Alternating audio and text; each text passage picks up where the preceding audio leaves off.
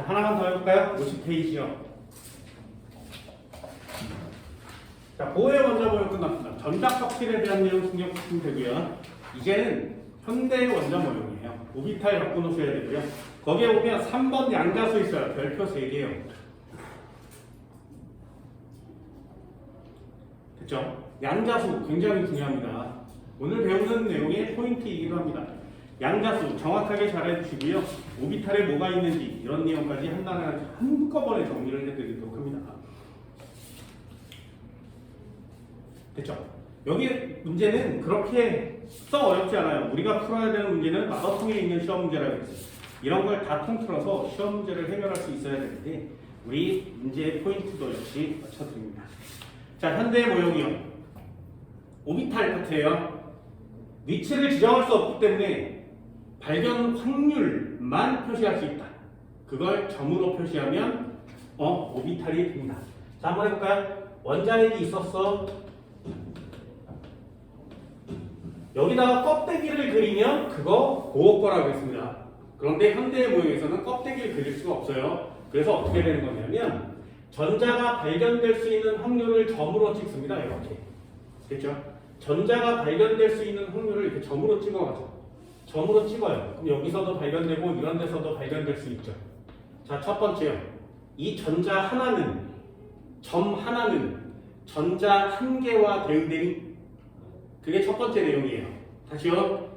이건 전자가 발견될 수 있는 확률이죠. 그죠?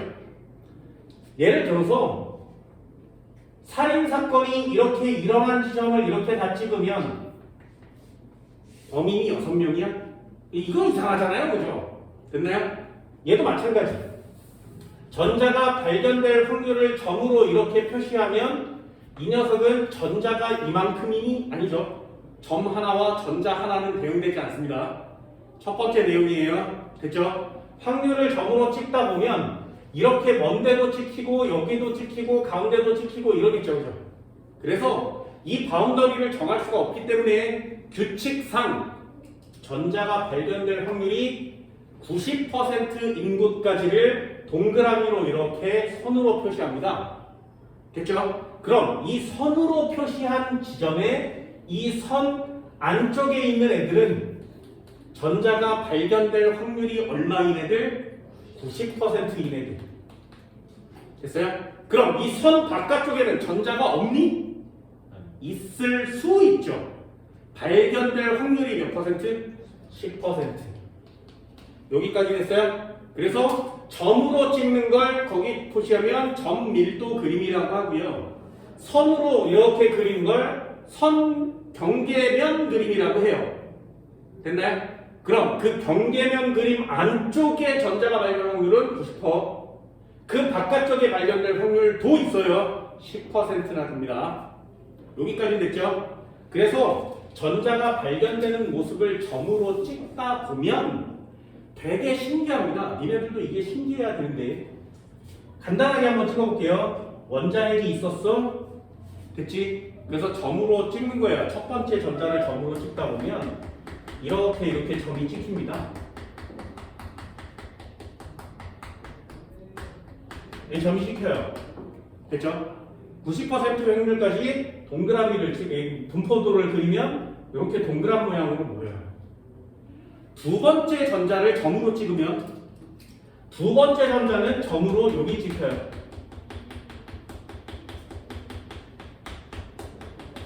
됩니다. 그래서 그것도 경계면으로 표시하면 이렇게 돼요.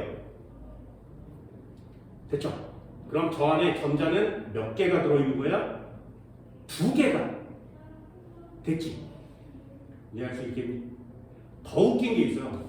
3번 전자 너 이리 와. 3번 전자 파란색으로 염색했어. 실제로 염색되진 않습니다.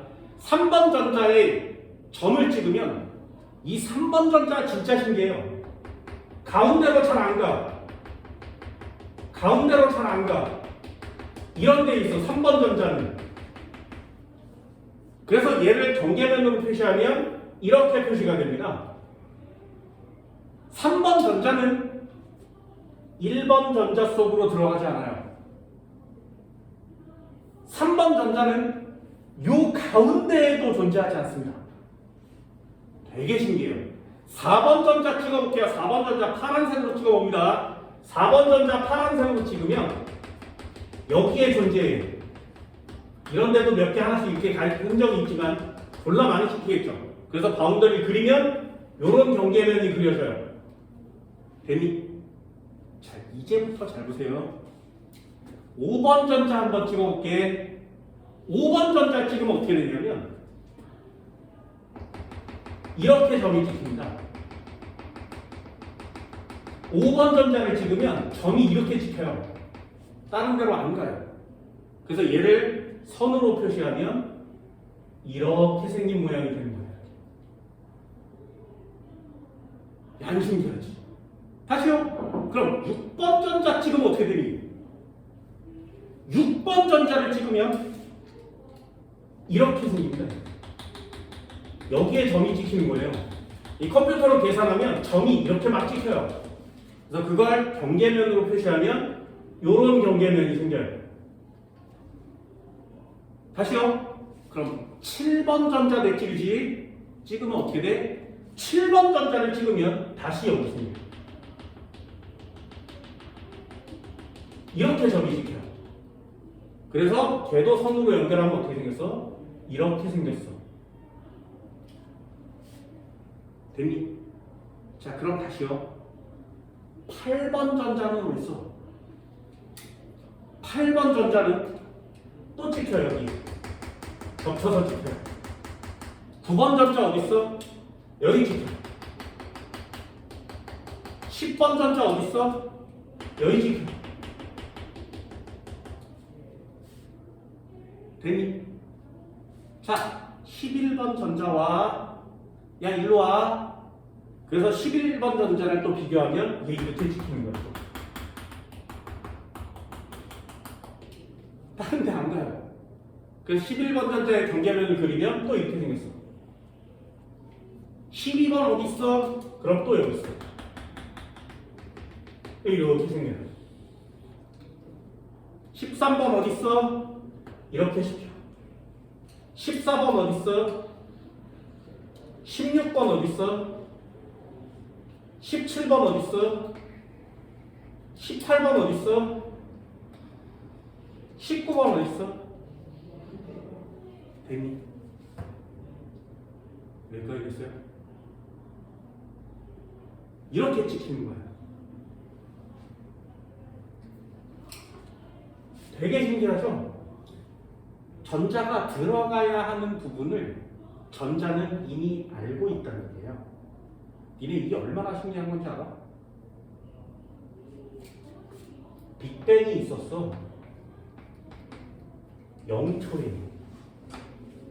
얼마나 신기한 건지 아세요? 10의 마이너스 35승, 34승 초가 되면 10의 마이너스 34승 초, 35승 초.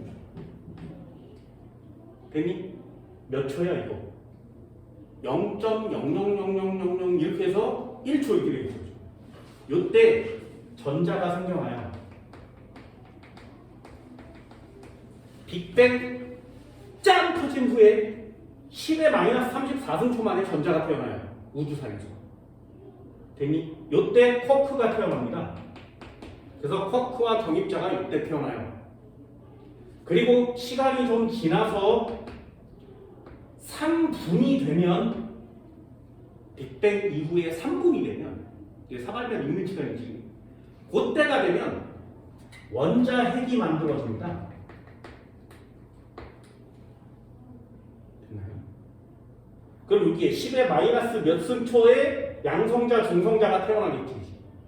걔네들이 합쳐져서 원자핵이 태어날 때가 빅뱅 이후에 3분일 때예요. 지금 빅뱅 이후에 137억 년이 지났거든요. 지금. 그럼 쿼크 이 전자는 진짜 오래전에 생겼다는 얘기지. 이해됐어요? 그냥 우주에서 저절로 생겼어요. 갑자기. 이걸 입증할 수 있는 인간은 아직 없어. 그냥 짠 하고 생겼어. 지금 모든 지구학자들이 그냥 짠 하고 생겼어. 무 없을 무에서 유가 생겨난 거예요. 이걸 이해할 수 있는 지구과학자들은 없어요. 물리학으로도 설명이 불가능합니다. 질량이 없는데 질량을 가진 물체가 태어났죠. 이걸 설명할 수는 없어요. 그래서 이 빅뱅의 원천적인 내용은 설명이 불가능해요. 아직까지. 그런데 이거 다 찾아냈어. 10의 마이너스 34승초일 때 쿼크와 경입자가 생겼다. 쿼크 6종류, 경입자 6종류 다 찾았어요. 그래서 전부 다 노벨상을 줬어. 그 입자 하나를 찾아낼 때마다 노벨상을 줬어. 그래서 받은 9개 누구 거라고? 이휘소 씨 거예요. 됐어요?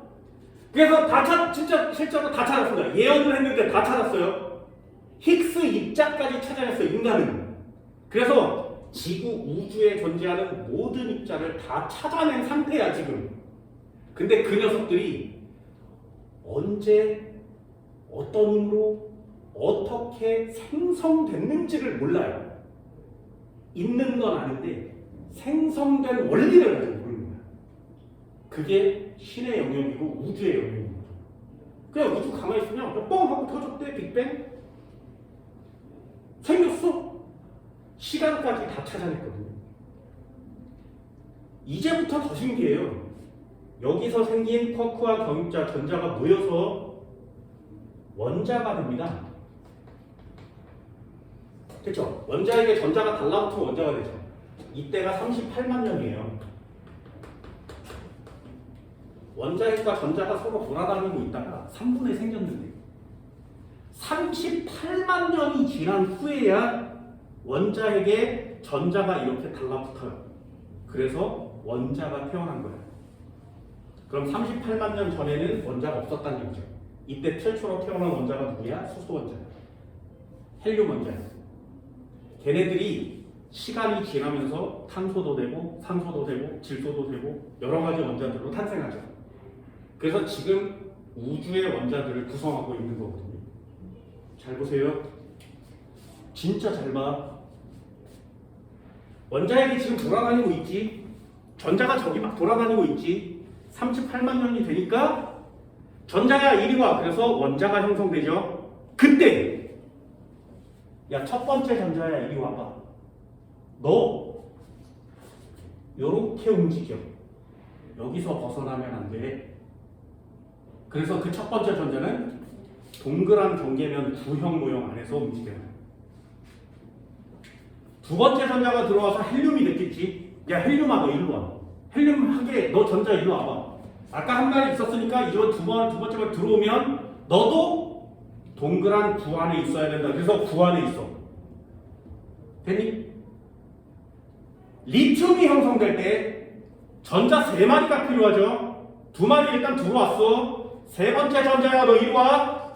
너 이리 와. 너는 이렇게 움직여. 됐어요? 네 번째 전자 들어와. 너는 이렇게 움직여야 된다. 다섯 번째야 너 들어와. 이렇게 움직여야 된다. 여섯 번째 들어와. 너는 얘랑 겹쳐. 됐니? 이렇게 해서 원자핵이 점점점 사이즈가 커지고 전자가 많아져서 많이 들어오면 그 전자의 위치가 자기가 지내야 하는 공간이 정해지죠. 됐어요? 누가 정해줘 이걸? 과연 누가? 너 1번이야? 들어와. 넌 여기. 2번이야? 들어와. 너 여기. 3번이야? 들어와. 넌 여기. 4번 들어와. 넌 여기. 5번 너 들어왔어? 너는 여기. 6번아 너 들어왔니? 넌 여기. 이걸 누가 정해주냐? 더 웃긴 건 뭔지 알아요? 그렇게 한번 정해진 전자는 그 바운더리를 잘 안 벗어난다는 거예요. 이게 안 신기해. 우주가 짠 하고 태어나면서부터 전자가 위치해야 되는 공간이 이미 지정되어 있죠. 그치? 그리고 누구도 바꾸지 않고요. 전 우주의 모든 물질이 원자로 되어 있는데 그 원자의 전자 배치는 다 똑같아요. 그럼 우주의 생성 원리는 하나란 얘기지. 이미 다 정해져 있다는 뜻이죠. 언제? 누가? 그걸 아무도 모르는 거야. 그 원자의 전자 배치조차 인간의 상상을 초월하는 배치를 갖고 있는 거죠. 근데 우리는 단순하게 S오비탈 동그래요, P오비탈 아령형이에요 이러면서 배우고 끝나는 거예요. 그런 재미도 없고 이게 뭐 하는 짓거리인지도 모르겠는 거죠. 과학이 신기하고 엄청나다는 느낌을 받지를 못하는 거야. 나 이게 되게 신기하거든요. 물어보고 싶죠. 누가 있으면 물어보고 싶어요. 이걸 알 수 있는 방법은 두 가지. 우주의 생성 원리를 알고 있는 유일한 사람. 알고 있니? 우주의 만물의 생성 원리를 알고 있는 유일한 딱 한 사람이 있어요. 그 사람이 부처님이야. 아 진짜야. 진짜야. 부처님은 고행의 고행을 끝에서부터 해가지고 어떻게 됐을까 졸라 고민을 하다가 결국에는 다 알게 돼요. 다 알게 된 사람한테는 이 해광이 나타나요. 그런데 그래서 다 알게 됐어. 그래서 제자가 물어보는 거야. 부처님 다 안되면서 그럼 어떻게 생성됐나요? 이건 어떻게 된 건가요? 이렇게 물어보잖아요. 그럼 부처님 뭐라 그래? 너도 나처럼 열심히 정진하면 알 수 있게 돼. 그러니 열심히 기도하고 열심히 공부 열심히 또 이렇게 얘기한 거예요. 그래서 스님들이 막 절에 가서 막 기도하고 듣도 이러는 거예요. 그럼 나 같은 사람도 궁금하니까 부처님한테 물어보고 싶지. 부처 죽었지? 대답도 안 해주고 죽었지? 아는지 안 모르는지 모르지? 너 사기꾼인지 진짜 안 아는지 모르지? 그럼 제자들한테라도 얘기를 해줘야 되는데 안 해줬지? 그 뒤로 알았어요 라고 하는 사람이 한 명도 안 나타난 거야. 그래서 부처님 한 명이에요. 죽었으니까 알 수 없어. 두 번째 이걸 알 수 있는 유일한 사람은 누구야? 전 지구에 존재하는 전 나라에 존재하는 모든 종교가 우상하는 신인 거예요. 있어? 그러니 인간이 모르니까 신밖에 모르는 거예요. 그럼 신은 그걸 다 알고 전자의 위치를 지정했다고? 그럼 이 오비탈은 신이 만드는 거죠. 자연적으로 생성됐어요? 라고 주장하는 사람도 있겠지. 빅뱅은 자연적으로 일어났으니까. 그 자연적으로 생성되기에는 너무나 정교하지 않니? 그죠? 이걸 알 수 있는 방법은 없어요. 물어보고 싶은 거죠. 외계인이 창조를 했대, 생명체를. 진짜? 그럼 외계인은 누가 창조했지? 뭐 이런 거지. 그럼 그 외계인은 누가 창조했어? 그럼 결국에는 누구밖에 안 나와? 신밖에 안 나오는 거지. 그죠? 그러니까 종교에 귀의하는 사람들이 모르니까 종교를 믿는 거거든. 그나마 알 수 있는 사람들이 없으니까. 만약에 나중에 인간들이 이 원리를 알아낸다면 신만큼 알게 되는 거죠. 그치? 이거 생물초에도 이런 거 나와요. DNA라고 하는 것에서 한번 더 나옵니다. 너무 신기하게 생긴 거거든요. 이거 신기하지 않니? 오비탈 신기해야 돼. 진짜 신기해야 돼. 이런 걸 찾아내는 인간이나 이런 걸 만든 신이나 신기한 거 맞지, 그치? 난 여기 배웠다가 여기 되게 신기한 거야. 됐죠? 오비탈 간단히 정리해요. 자, 오비탈.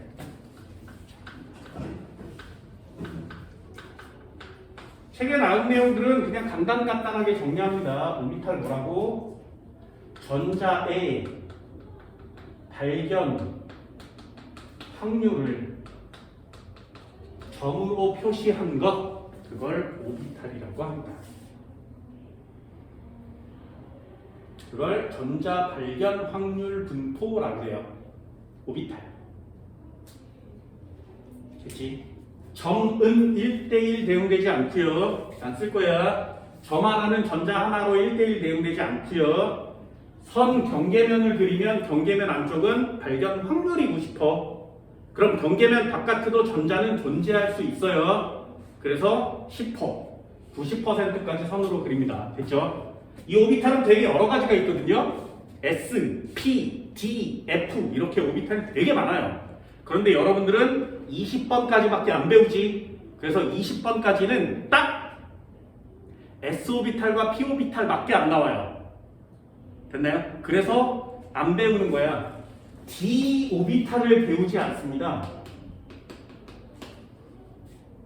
21번부터 D오비탈의 전자가 차요. 그러니 D오비탈을 안 배우니까 21번부터 나오는 애들을 안 배우는 거예요. 됐나요? 20번까지는 S오비탈과 P오비탈에만 차니까 두 가지만 정리 간단하게. 오비탈은 S오비탈이고요. 그리고 P오비탈이 있습니다. 얘도 그냥 시험용 문장만 하나 해주세요. S오비탈은 두 모양이고요. 방향성 없어요.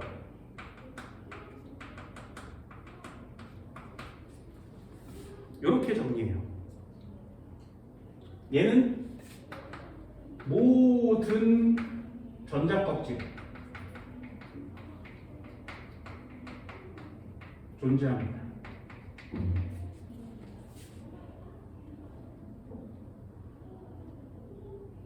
자, 전자껍질이란 단어는 누가 만들었다고? 보어라는 사람이 만들었다 그랬죠? 우리 현대의 내용을 배우는 거니까 전자껍질과 같은 단어가 있어요. 전자껍질과 같은 단어를 뭐라고 하냐면 이걸 같은 단어를 뭐라고 하냐면 주양자수라고 합니다. 그래서 모든 주양자수의 존재예요. 이렇게 쓰는 거예요. 전자껍질은 주양자수. 저걸 우리가 아는 흔한 말로 뭐라고 하냐면 주기라고 합니다. 주기율표에 1주기라는 애는 전자껍질 하나, 주양자수는 1번 이런 뜻이거든요. 자, 두 번째도 한번 해볼까요? P오비탈은 R형 모양입니다. 이 녀석은 방향성이 존재해요.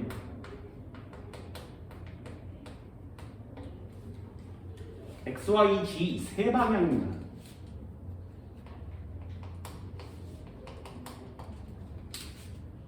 얘는 하나만요. 1번 껍질에는 존재하지 않습니다. 2번 껍질부터 존재해요.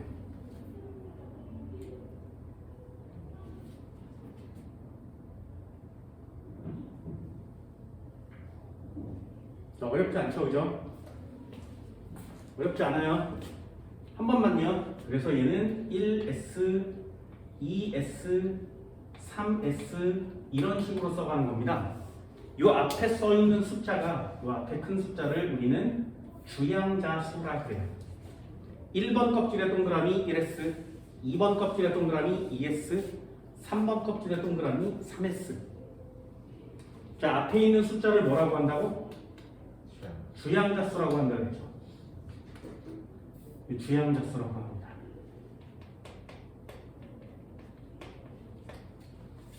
주양자수 무슨 뜻? 전자 껍질. 됐죠? 전자 껍질. 그럼 1번 껍질, 2번 껍질, 3번 껍질 중에 에너지 준위는 누가 크니? 아까 얘기했어요. 에너지 준위는 원자핵으로부터 멀수록 커진다 그랬지. 그래서 주양자수가 클수록 에너지가 큰 거예요. 주양자수가 클수록 에너지가 큰 거죠. 그리고 크기도 커요. 1S는 조그맣고요. 2S는 두 번째 크고 3S는 점점 커지겠죠. 그러면 양자수 중에 하나는 있어요. 주양자수가 무슨 뜻이야? 에너지와 크기야. 하나는 묶어졌습니다. 그래서 이렇게 공부를 하면서 하나씩 암기도 해가세요. 주양자수 무슨 뜻? 전자껍질이란 뜻인데 얘는 사이즈가 커지죠. 숫자가 클수록. 사이즈가 크면 에너지도 큰 거예요. 얘도 한번 해볼까요? 얘는 1P, 2P, 3P, 4P 이렇게 갈 건데 1P는 존재하지 않아요. 주양자수 2번부터 존재하는 겁니다. 그럼 역시 또 에너지 준위는 누가 크다고? 네, 크죠. 되니? 그럼 크기는 누가 크다고? 크죠? 왜? 주양자 수가 크면 에너지가 크고 주양자 수가 크면 크기도 크니까. 됐네? 얘는 이렇게 SS 한 종류밖에 없고요. 얘는 세 종류가 있어요. 그래서 표시할 때 어떻게 표시하는 거냐면 EP를 세 방향으로 나눕니다. 그래서 EPX, EPY, EPG 이렇게 세 방향으로 나누는 거예요. 됐나요? 자, 그럼 EPX, EPY, EPG 중에 에너지는 누가 제일 크겠니? 여기까지 됐어요? 자, 에너지가 무슨 뜻이라고? 주양자수요. 주양자수가 에너지란 뜻이에요. 그래서 얘도 E, 얘도 E, 얘도 E니까 주양자수가 다 똑같은 거 맞지? 그러니 PX, PY, PZ는 에너지 차이가 없습니다.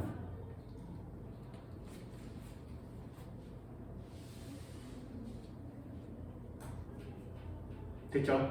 그럼 그 다음에 얘도 3px, 3py, 3pg로 나누겠죠. 그럼 3py, 3px, 3pg도 에너지 차이는 없어요. 됐니? 써줄까? 요 녀석도 나눠 쓰면 3px, 3py, 3pg 얘네들 사이에도 에너지 준위 차이는 없습니다. 대신에 주양자수가 달라졌죠. 그러니까 이쪽으로 이렇게 부동을 치는 건 맞지, 그치?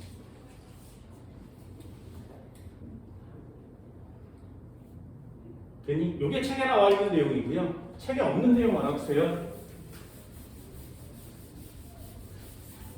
책에 없는 내용이요. S 오비탈. 자, S 오비탈은 개수로 따지면 몇 개니? S 오비탈 그러면 오비탈의 개수는 몇 개야? 그러면 한 개요 이렇게 대답하세요. S 오비탈은 몇 개니? 그러면 한 개요. 됐나요? S 오비탈은 한 개요. 보시오. 그럼 P 오비탈은 몇 개니? 이렇게 물어보잖아요. P 오비탈은 몇 개니? 이렇게 물어보면 기본적으로 세 개요 이렇게 대답합니다. S 오비탈은 한 개요. P 오비탈은 세 개요. 이렇게 쓰는 거예요. 그래서 S 오비탈은 그릴 때 박스를 하나 그려요. 이렇게 박스를 하나 그려. 요게 S 오비탈이고요. P 오비탈은 방을 세 개 그리는 거예요. 이렇게. 됐죠? 요게 S 오비탈과 P 오비탈을 그리는 방법이에요. S 오비탈은 몇 개니? 하나요. P 오비탈은 몇 개니? 세 개요. 이렇게 시작합니다. 저 방에 전자는 딱 두 마리씩만 채울 수 있어요. 모든 방에는 딱 전자를 두 마리씩 채울 수 있습니다. 그럼 S 오비탈에 가득 채우면 전자 몇 개 차? 두 개요. P 오비탈에 가득 채우면 전자 몇 개 차? 6개요. 됐나요? 그래서 방마다 전자를 두 개씩 채울 수 있으니까 최대로 전자는 2개가 채워질 수 있고요. 6개가 채워질 수 있는 겁니다.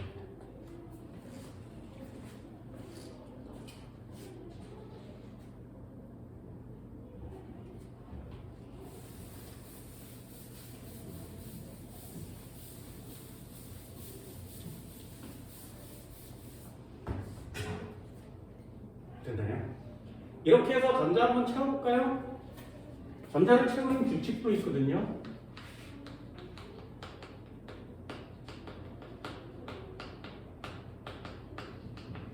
자, 전자 채우는 규칙 세 가지가 있습니다. 세 가지요. 1번 쌓음의 원리. 차곡차곡 쌓아간다 이런 뜻이에요. 어떻게 채운다고? 전자를 채울 때는 반드시 에너지 준비가 낮은 오비탈 먼저 채웁니다. 에너지 준위가 낮은 오비탈 먼저 차곡차곡 쌓아가는 거예요.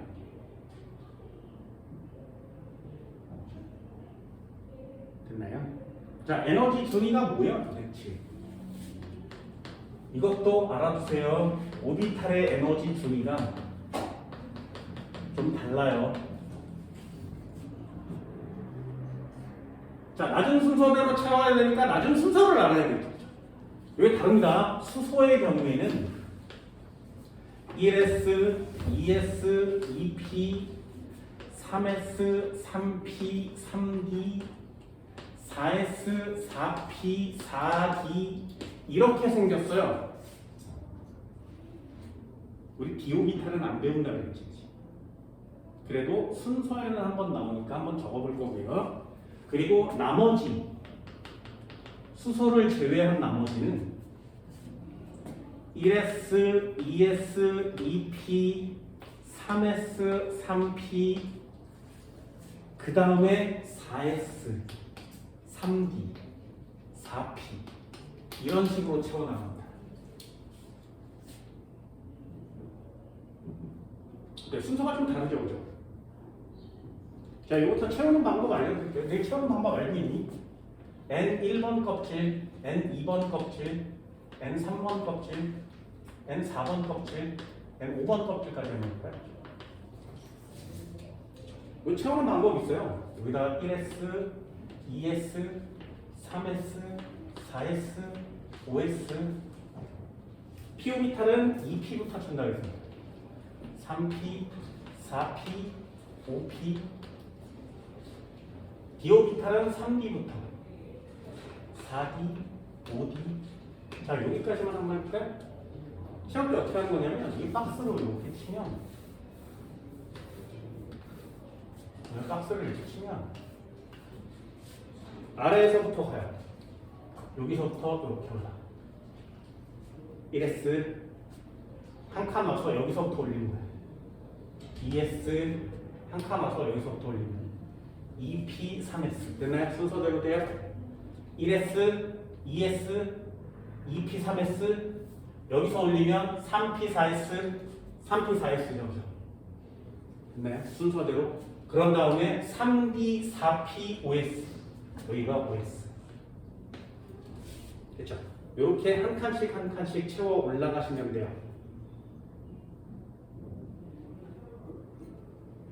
자, 참고삼아 하나 해드릴까요? 에너지 준위가 같은 오비탈은 존재하지 않습니다.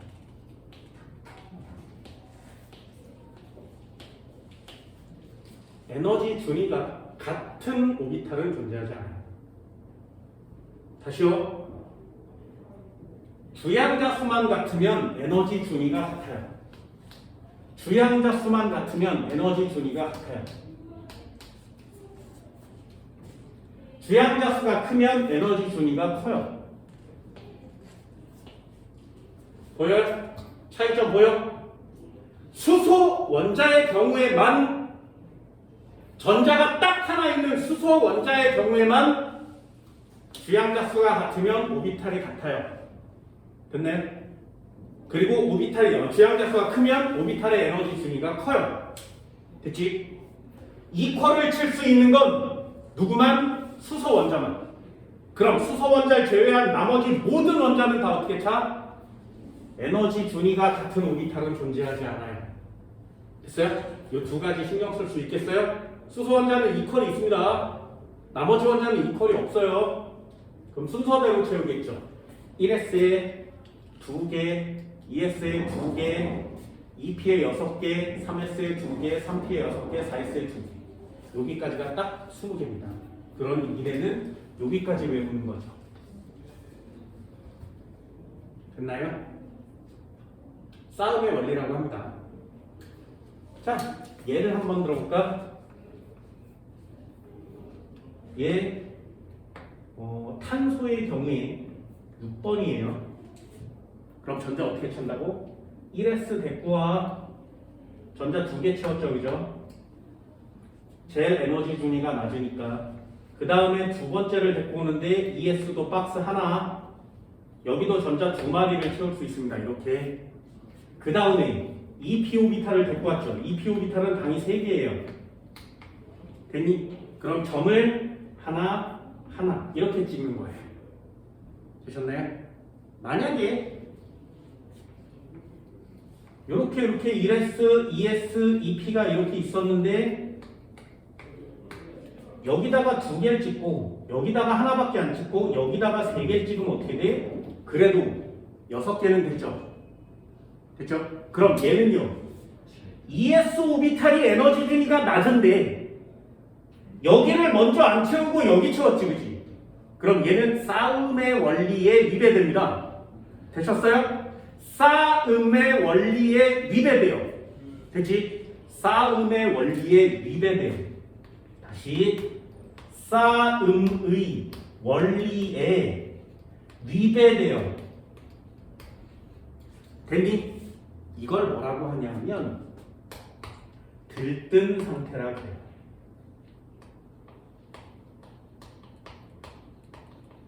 싸움의 원리에 위배되면 우린 그걸 들뜬 상태라 그래요. 이유는 하나, 원래 여기 전자가 차야 되죠, 그죠? 근데 전자가 여기 들어갔지. 왜? 여기에 있어야 되는 전자가 에너지가 많아진 거예요. 그래서 에너지 높은 오비탈로 튕겨 올라가는 거예요. 되니? 그럼 에너지가 원래보다 많아진 상태라면 우린 그걸 들뜬 상태라고 표시할 수 있는 거죠. 됐어요? 그래서 싸움의 원리대로 채우면 바닥 상태라고 하는 거고요. 싸움의 원리에 위배되면 이걸 들뜬 상태라고 하는 거예요. 됐니? 이걸 싸움의 원리라고 합니다. 싸움의 원리의 첫 번째는 뭐야? 에너지 준위 정도는 외우고 있어야 되겠죠. 됐죠? 자, 한 번만 더요. 두 번째. 두 번째 규칙은 파울리의 베타 원리입니다. 파울리의 베타 원리. 베타 어휘로 쓰면 안 돼요. 이렇게 쓰는 거 아니야. 이거는 베타 이걸 얘기하는 거예요. 됐나요? I로 써야 됩니다. 파울리의 베타 원리. 남을 밀어낸다 이런 뜻이거든요. 서술형 나오면 이렇게 쓰라고 했어요. 비읍 쓰시고요. 여기를 이렇게 길게 해서 이렇게 쓰세요. I도 어휘도 다 맞는 거 아니야. 됐죠? 이 I가 어휘인지 헷갈리면 이렇게 쓰면 됩니다. 됐죠? 그럼 선생님이 맞게 할 거 틀리게 할 거야. 따지면 되지. 선생님 이게 삐진 거 아니에요? 어떻게든 맞출 수 있는 방법이에요. 야, 얘도 알아? 돌멩이야. 어떤 거? 이게 정답이죠, 이거. 됐어요? 이게 정답입니다. 이게 틀려요. 그때 쓰는 거예요. 이렇게 쓰면 이게 다 맞는 거지. 됐니? 파울리의 베타 원리예요. 자, 얘는 내용이 중요해. 오비탈 한 개에 전자는 최대 2개만 채울 수 있습니다. 오비탈 한 개에 전자는 최대 2개만 채울 수 있어요. 그럼 S오비탈엔 전자가 최대 몇 개 차? 2개. P오비탈엔 전자가 최대 몇 개 타? 6개. 됐나요? P오비탈은 3개라고 읽는 거라 알겠죠? 그러니 전자는 총 6개가 차올 수 있는 거예요. 됐지? 자, 그럼 완성됐습니다. 한 칸이 더 있어요. 파울리의 베타 원리는. 이 채워진 전자의 방향이 반대 방향입니다. 전자의 방향은 반대 방향이어야 돼요. 반드시요. 됐니? 자, 해볼까요? 오비탈 하나에 전자는 2개가 차야 되는데 반대 방향. 맞죠? 오비탈 하나에 전자가 같은 방향으로 이렇게 차면 이게 틀린 거예요. 됐니? 오비탈 하나에 전자가 3마리가 들어가도 틀린 겁니다. 됐니? 자, 정리해볼까요? 파울리의 베타 원리에 위배되지 않지. 파울리의 베타 원리에 위배된 거 맞지? 다시요. 파울리의 베타 원리에 위배된 거 맞지? 됐니? 그럼 파울리의 베타 원리에 위배되면 들뜬 상태라고 합니다. 됐니? 안 돼요. 파울리의 베타 원리에 어긋나면 들뜬 상태라고 하지 않아요. 됐어요? 이거 꼭 체크해 주세요. 파울리의 베타 원리에 어긋나면 들뜬 상태라고 하지 않습니다. 됐니? 이유는 뭐냐면 자연계에 바닥 상태든 들뜬 상태든 누구나 다 존재할 수 있어요. 에너지를 받으면 전자가 뛰어 올라가는 거 맞지? 그럼 다시 되돌아오려고 하는 거 맞지? 그러니 바닥 상태와 들뜬 상태는 자연계에 얼마든지 있을 수 있습니다. 그런데 파울리의 베타 원리에 어긋나는 애는 자연계에 존재하지 않아요. 파울리의 베타 원리에 위배되는 애는 그 어떤 자연계에도 없어. 그러니 아까 얘기한 신기한 거 있잖아요. 전자야 같은 방향으로 들어가려 안 돼요. 전 우주의 모든 기본 원리예요. 한 오비탈에 3마리가 들어가요. 안 돼요. 그건 우주의 생성 원리에 위배되는 거예요. 이게 안 신기해. 그냥 그럴 뿐이야. 신기해야 된다고 그랬습니다. 됐나요? 파울리의 베타 원리에 위배되는 애는 자연계에 존재하지 않습니다. 이게 존재하지 않으니까 이게 뭐 들뜬 상태야? 이런 표현을 할 수가 없죠.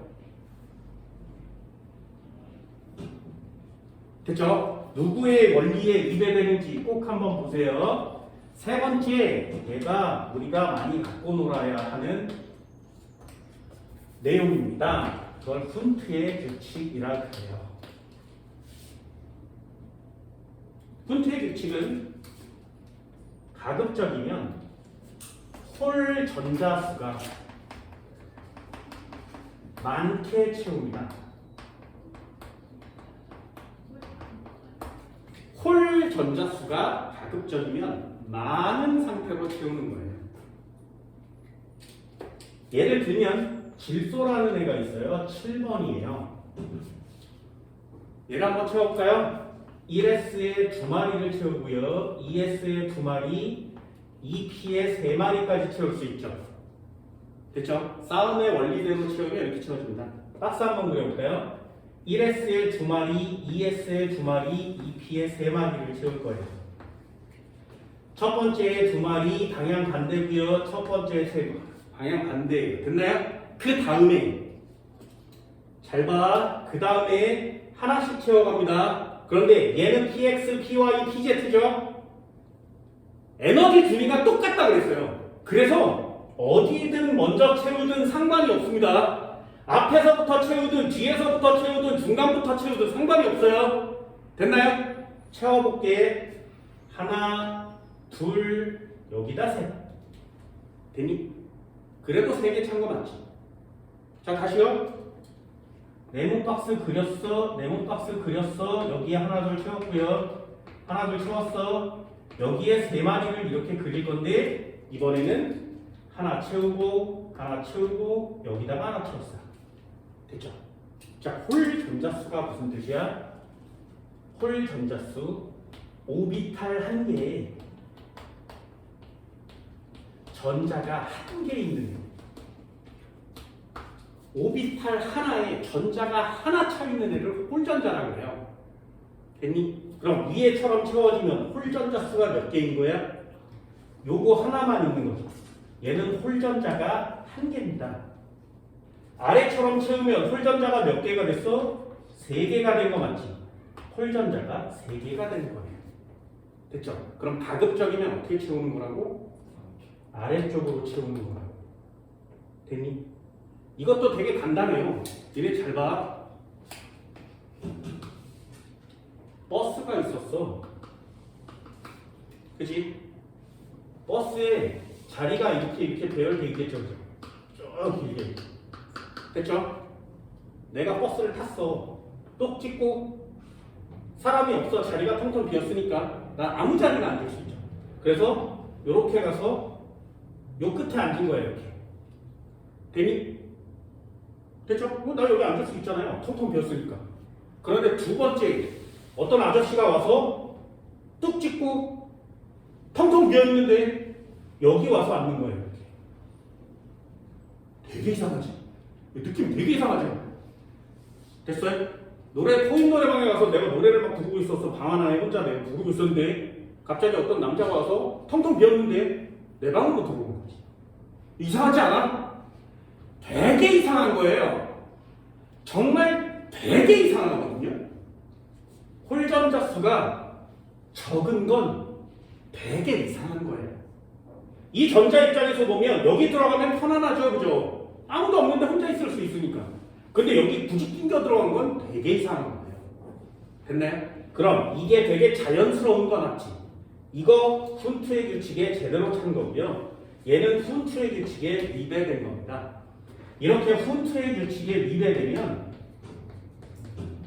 훈트 규칙에 위배되면 이것도 들뜬 상태라고 해요.